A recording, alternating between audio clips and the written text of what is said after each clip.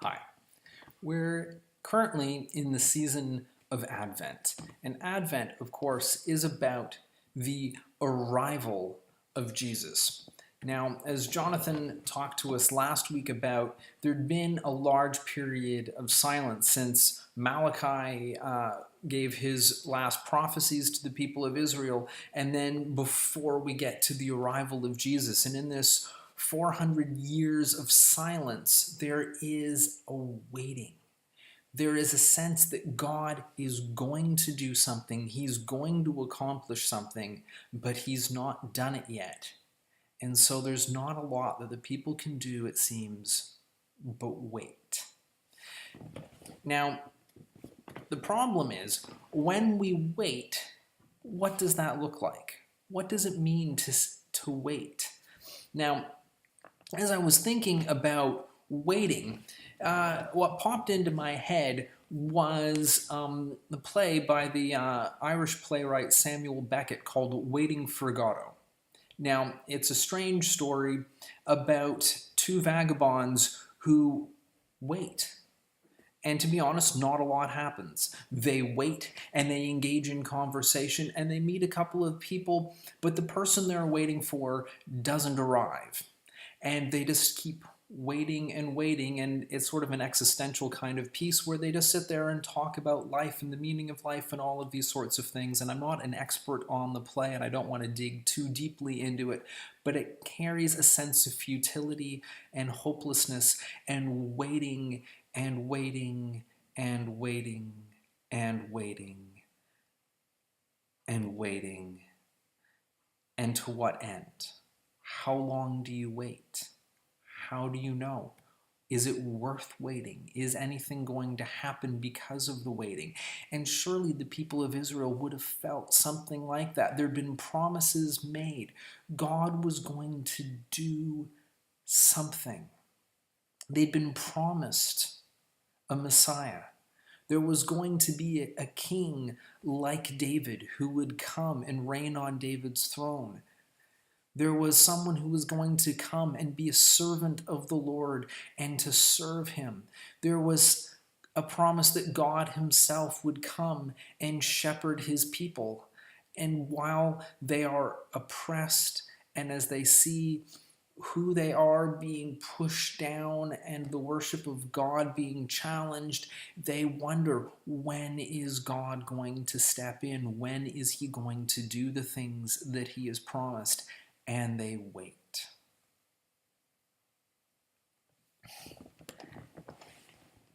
And it's in that period of waiting and wondering what's going to happen that Jesus comes. And he doesn't come with loud trumpets and sort of fanfare, but he arrives. Now, interestingly, who notices? We're going to look today at the visit of the Magi found in Matthew chapter 2. After Jesus was born in Bethlehem in Judea, during the time of King Herod, Magi from the east came to Jerusalem and asked, "Where is the one who has been born King of the Jews? We saw his star when it rose and have come to worship him." Now, these are wise men, scholars, people who study the mysteries, and they come from the east, probably from Persia, and they watch the stars. And they're looking for truth, they're looking for meaning, and they see something and they recognize this is significant. There is a new star that has come, and from whatever learning that they have, they've come to understand that this can only mean the birth of a very important king. And so they leave their home, everything they've got, to come give gifts to this significant child that has been born. And so they go to the logical place when they arrive in Israel. They go to Jerusalem, where the palace would be, and they go to the king. And King Herod, it says in verse 3, when King Herod heard this, he was disturbed, and all Jerusalem with him. And he's disturbed because Herod is the king, and he hasn't just had a son. If a baby has been born who is king, it means someone is going to be challenging Herod's rule. And when he called all the people's chief priests and teachers of the law, he asked them where the Messiah was to be born. In Bethlehem in Judea, they replied, for this is what the prophet has written. But you, Bethlehem, in the land of Judah, are by no means least among the rulers of Judah, for out of you will come a ruler who will shepherd my people Israel. Then Herod called the Magi secretly and found out from them the exact time the star had appeared. He sent them to Bethlehem and said, go search carefully for the child. As soon as you find him, report to me, so I may too go and worship him. After they had heard the king, they went on their way. And the star they had seen when it rose went ahead of them until it stopped over the place where the child was. And when they saw the star, they were overjoyed. On coming to the house, they saw the child with his mother Mary, and they bowed down and worshipped him. Then they opened their treasures and presented him with gifts of gold, frankincense, and myrrh. And having been warned in a dream not to go back to Herod, they returned to their country by another route. These wise men, or magi as they're called, travel. They leave their home, they leave their place, they come and they're looking for Jesus, and they find him, and they find him for a very specific reason, because they go and search. When we're presented with a time where we need to wait, when we're presented with a time where we don't see what God is doing, and we're not sure what's going on, and we desperately feel like we need God to come into our circumstances and do things, we can respond in a couple of ways. We can respond by going, God, I expect you to show up. I've heard that you show up, and so I'm just going to sit here and wait. And I'm going to wonder what's going on, and I'm going to wait, and I'm going to wait. And in the meantime, I'm going to question, and I'm going to go, what's going on? And I'll wait. And it feels often when we do that, that this waiting goes on, and we're like, and we can miss what God is actually doing. But the wise men, they're not even his chosen people. They're not the one he's called, but they care about truth and they are seeking. And when they notice something, they go after it and they pursue it. And because they pursue and they seek, they find. Now, interestingly, Jesus later in his ministry talks about this concept. In the Gospel of Luke, Jesus teaches his disciples and he says to them, suppose you have a friend and you go to him at midnight and say, friend, lend me 3 loaves of bread. A friend of mine on a journey has come to me and I have no food to offer him. And suppose the one inside answers, don't bother me. The door is already locked and my children and I are in bed. I can't get up and give you anything. I tell you, even though he won't give up and give the bread because of friendship, yet because of your shameless audacity, he will surely get up and give you as much as you need.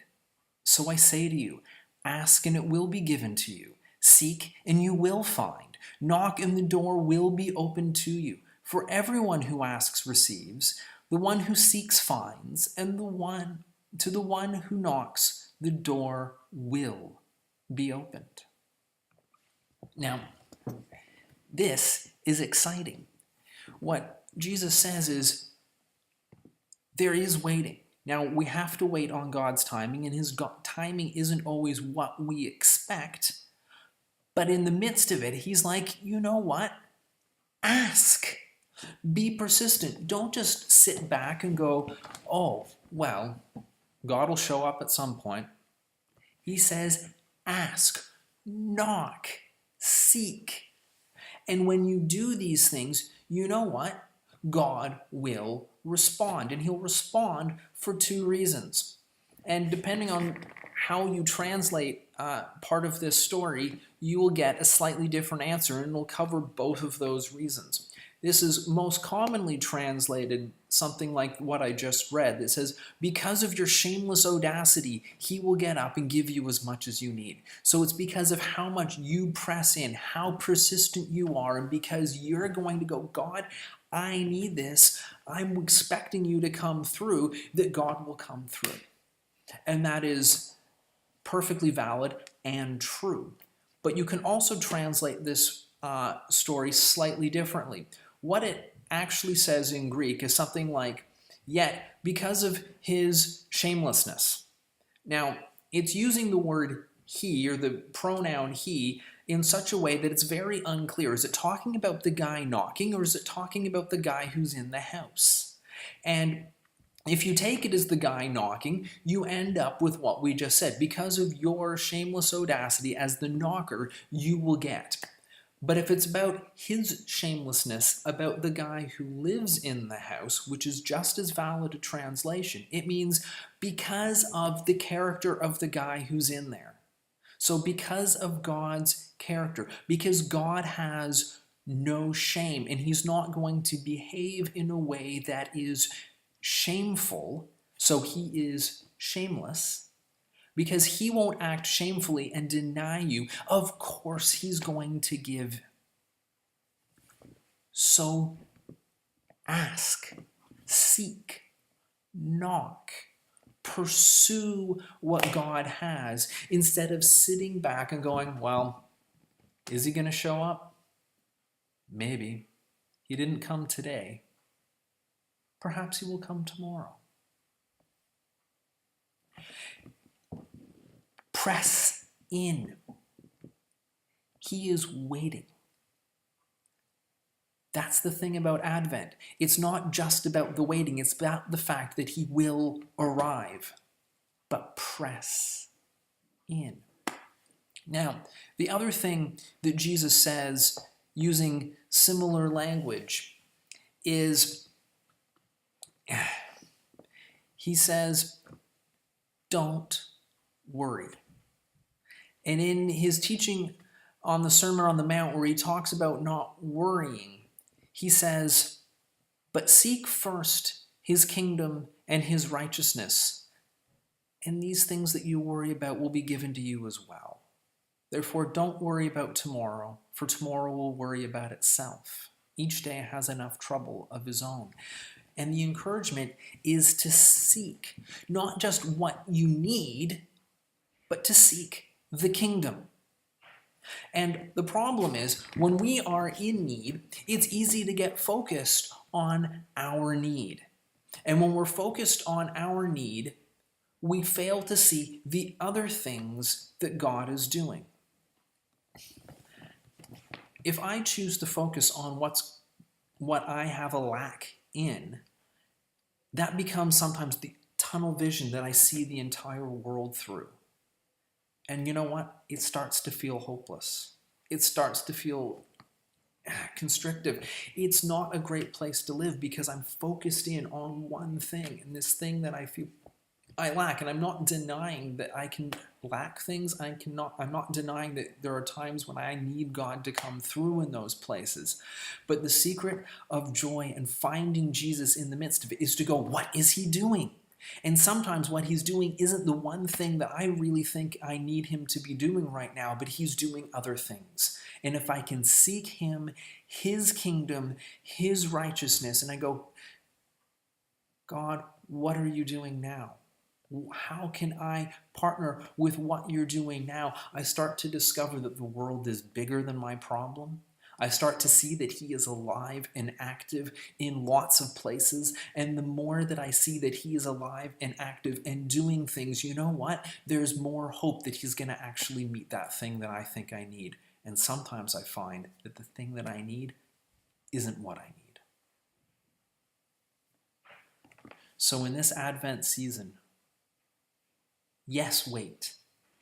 Yes, wait patiently. Wait expectantly. But while you're waiting, don't wait in a sit back. Maybe it'll happen. I'll just sit here until it does. Seek. Seek. Ask. Seek. knock for what it is that you're looking for, and also look for what he's doing that's bigger than you, bigger than your problems, and be surprised at how he arrives.